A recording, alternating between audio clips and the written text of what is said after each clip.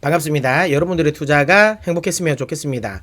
캐시메이커 문서진입니다. 자, 오늘 영상은 비상계엄령이 선언이 됐고, 지금은 해제가 됐지만 어쨌든 그에 따른 또 국내 시장에 이 영향력이 어느 정도 있을 것인지, 앞으로 그러면 국내 시장은 어떻게 흘러갈 것인지와 관련된 부분을 한번 풀어보려고 합니다. 사건이 발생한 시간 대비해서 시장이 받아야 할 충격은 생각보다 저는 클 것 같다라고 생각은 듭니다. 딜사이트 경제TV에 출연했을 때 제가 말씀을 드렸던 건, 오늘 만약에 그러니까 폭락이 나온다면, 그러니까 패닉셀이 나와서 지수 기준으로, 코스피 기준으로 한 5% 이상의 하락이 나오면 그거는 받아도 될 것 같다라고 말씀을 드렸는데, 대신 그 정도의 하락이 아니다, 예를 들어 한 1, 2% 내외의 하락으로 마무리가 된다라고 하면 절대로 받으면 안 된다고 말씀드렸죠. 왜냐하면 그렇게 되면 속된 말로 시장이 질질질 셀 가능성이 높습니다.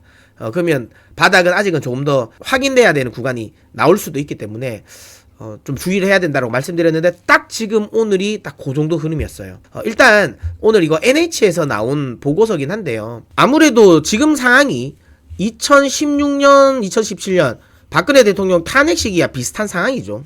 그러다 보니까 이때 어떻게 움직임이 됐는지를 확인하면 지금도 그렇게 움직이지 않을까라는 걸 우리가 좀 유추해 볼 수 있다라고 생각해서 이렇게 보고서가 나왔는데요. 근데 이때랑 지금은 조금은 다릅니다. 아시는 것처럼 이때 당시는, 그러니까 최순실 태블릿 PC 요때부터 시작을 해서 최종적으로 탄핵 소추안이 표결 통과되는 데까지 걸린 시간이 꽤 길어요.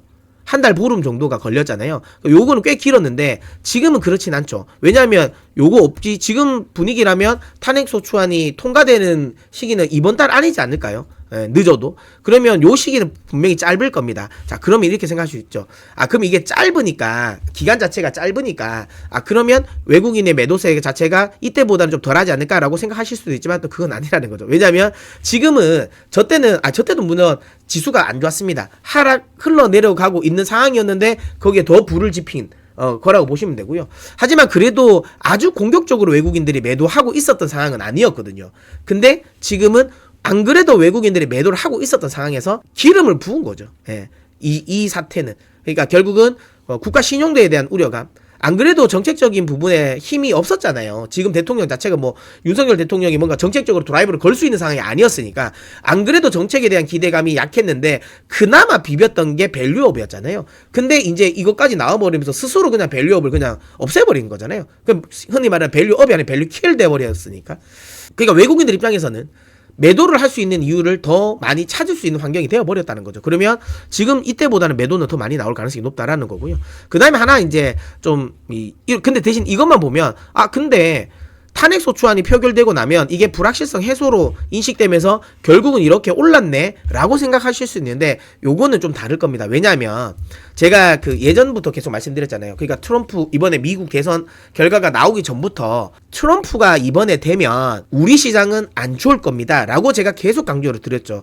그러니까 많은 분들이 트럼프 때 우리 시장도 좋았다라고 이야기를 자꾸만 하는데, 제가 그거 아니라고 그랬죠. 잘 살펴보면 실제로 우리 시장은 안 좋았다고 말씀을 드렸어요. 그러면서 제가 표를 보여드리면서 설명을 드렸는데, 이거 또 한번 이야기 드리자면, 이게 이제 곧 당시거든요. 그러니까 요렇게 보면, 이렇게 우리 한번 넓게 한번 봐볼게요. 자, 2017년 트럼프 당선 이후 요렇게 보면 요때가 결국은 한 2000 정도였는데, 최종적으로 보면 3300까지 갔으니 트럼프 재임 기간 동안은 우리 시장이 좋았다라고 판단할 수 있지만, 제가 그때도 말씀드렸죠.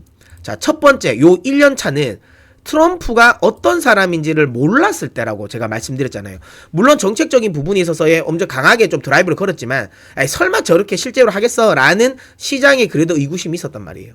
그러다 보니까 그래도 괜찮겠지라고 생각해서 저 때는 허니문 기간이었단 말이에요. 그래서 올랐는데, 실제로 뚜껑을 열어보니까 정말 저렇게 하네, 정말 중국을 저렇게 관세 매기고 저렇게 때리네 라는 걸 확인을 했죠. 그러니까 실질적으로 중국에 대한 대중국 압박을 제대로 한 게 트럼프 때부터잖아요. 그리고 나서 우리 시장이 어떻게 됐나요? 엄밀히 따지면 횟수로는 4년을 내렸습니다. 한 번도 제대로 된 반등하지 않고 4년을 내렸어요. 이거 오른 건 트럼프 효과가 아니죠. 이거는 뭐 했어요? 이건 팬데믹이잖아요. 그러니까 팬데믹이 터지면서 글로벌 대유동성장이잖아요. 그러니까 이거는 사실상 트럼프랑 관계가 없죠. 그러니까 이거를 빼야 되는 거고, 허니문 기간을 빼야 된다면 실제로 트럼프라는 사람이 어떤 사람인지 시장에서 제대로 알고 트럼프의 정책이 시행됐을 때는 우리 시장은 이렇게 계속 하락을 했다라는 거예요. 이게 지금 현재 또 불안한 이유가 뭐냐면 저때 당시 정부가 민주당 정부였잖아요. 문재인 정부였는데 어쨌든 저때 당시 스탠스 자체가 미국의 우호적인 스탠스가 있는 정부는 아니었죠. 오히려 중국에 더 훨씬 더 우호적인 스탠스가 있었던 정부였잖아요. 그러다 보니까 근데 이게 하필이면 트럼프 자체가 중국을 겨냥해서 두드려 패려고 하는 정부였잖아요. 그러니까 이게 엇박자가 날 수밖에 없었던 거예요. 그러면서 계속 좀 미국 쪽과의 관계가 틀어지다 보니 사실 글로벌 자금들은 그때 당시만 하더라도 중국은 꺾어 누르고 있었던 과정이었잖아요. 그런데 중국 쪽에 우리가 익스포저가 더 커진다라는 건 글로벌 자금들 입장에서는 리스크가 더 커진다라는 거예요. 그러니까 당연히 매도가 될 수밖에 없죠. 근데 지금이 너무 비쌉니다. 지금도 아시는 것처럼 이제 미국의 대통령은 또 하필 트럼프입니다. 1기 때보다 중국을 더 두드려 패려고 하고 있습니다. 그런데 물론 뭐 다음에 누가 대통령 될지는 장담할 수는 없지만 어쨌든 지금 현재의 분위기만 감안한다면 어쨌든 민주당의 후보가 되지 않겠습니까? 근데 민주당의 지금 현재 기조 자체가 뭐 급격하게 문재인 정부 때랑은 완벽하게 바뀌지는 않을 거 아니겠습니까? 어쨌든 같은 색깔의 기조일 가능성이 높죠.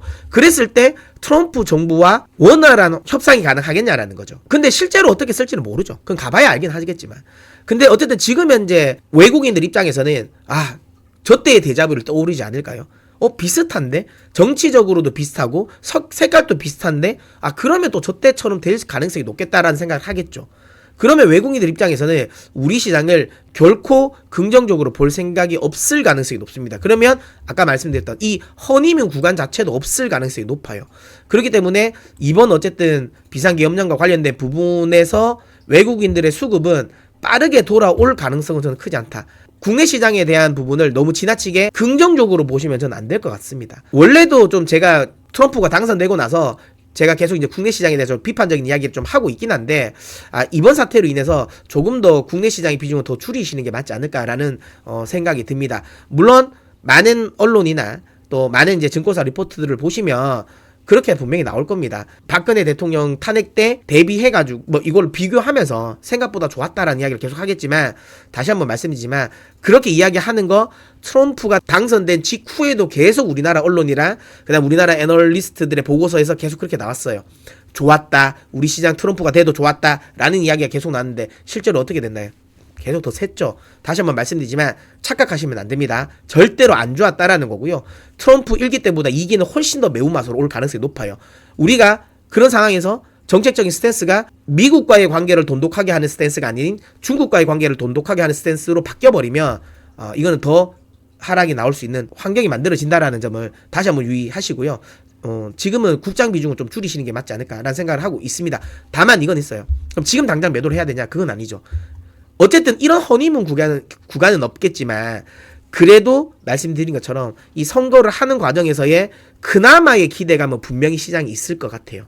그 다음에 지금 어쨌든 연기금이 돈을 쏟아부으려고 하고 있는 요 상황은 환경은 만들어졌기 때문에 저는 개인적으로는 정말 1월 달까지 정말 반짝하는 그 스팟 정도의 한 번의 흐름은 나올 수 있을 것 같긴 합니다. 근데 그때 전 좀 잘 빠져나오셨으면 좋겠다라고 말씀드리도록 하겠습니다. 그 시기가 언제냐? 이거는 제가 계속 시장과 관련된 이야기를 또 저희 채널에서 말씀드리도록 할 테니까 앞으로의 시장 상황도 알고 싶다라고 하시면 구독, 좋아요 눌러 캐시메이커의 메이커가 되어주십시오. 여러분들이 선택하시면 캐시는 제가 벌어다 드리도록 하겠습니다.